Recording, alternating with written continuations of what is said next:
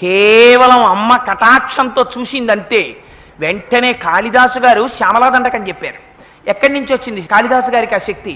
అమ్మవారు మూకుడని కంచిలో దేవాలయంలో ఎప్పుడూ కూర్చునుండేవారు. ఆయన పేరేమిటో కూడా ఎవరికీ తెలియదు. ఆయన మూగివాడు.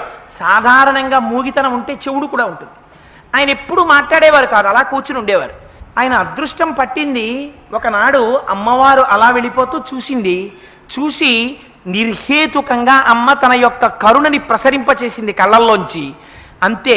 కొంతమంది అంటారు మూకుడికి తన తాంబూలం తీసి ఆయన నోట్లో పెట్టిందంటారు. ఏదైతేనే అమ్మ కరుణ ప్రసరించిందంతే వెంటనే ఆయన నోటి వెంట 500 శ్లోకాలు వచ్చాయి. 500 శ్లోకాలు కూడా ఎంత గొప్పగా వచ్చాయో తెలుసా అండి?